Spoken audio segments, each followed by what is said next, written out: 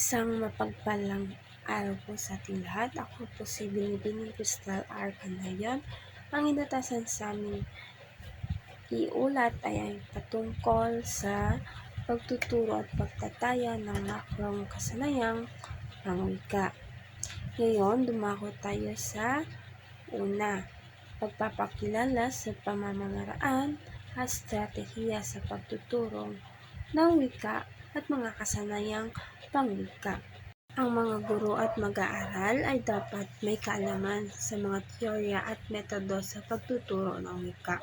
Halimbawa, komunikatibong lapit, interaktibong pagkatuto upang maayos na maituro at matutunan ang apat na makrong kasanayang pakikinig, pagsasalita, pagbabasa at pagsusulat. Narito ang halimbawa.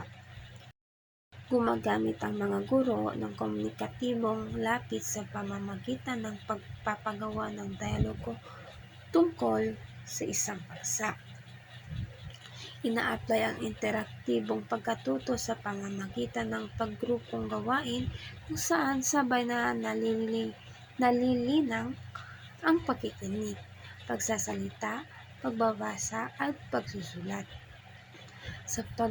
Sa pagbasa ng Ibong Adarna, pinapabasa muna ang teksto, pagkatapos ay pinapatalakay, at saka pinapabuo ang buod. Sa 1.2, nagagamit ang wika sa maayos na komunikasyon. Nagagamit ang wika upang malinaw na maipahayag ang saloobin, ideya at impormasyon sa pasalita at pasulat na paraan. Kaya naging maayos at epektibo ang komunikasyon sa loob at labas ng silid-aralan. Narito ang mga halimbawa. Ang mga mag-aaral ay magpapaliwanag ng sagot sa harap ng klase gamit ang malinaw at maayos na pangungusap. Ang ikalawa ay ang sumusulat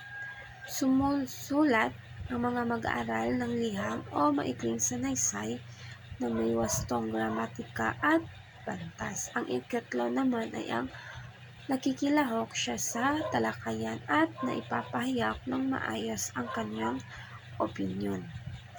Dumako naman tayo sa 1.3. Nagagamit ang wika sa pakikipag-ugnayan sa kapwa at sa lipunan. Ang wika ay nagagamit daan ng pakikipagkapwa-tao at pakikilahok sa lipunan. Sa pamamagitan nito, natutunan ng mga mag-aaral ang wastong pakikipag-usap, pakikinig, at pakikitungo sa iba. Narito ang tatlong halimbawa. Nakikipag-usap ang mga mag-aaral sa klase upang makabuo ng output sa panggrupong gawain.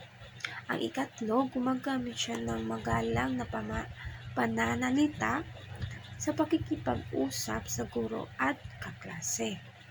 Ang ikatlo naman ay nakikilahok siya sa debate, talakayan o presentasyon upang maipahayag ang kanyang saloobin tungkol sa isyu sa paaralan o komunidad.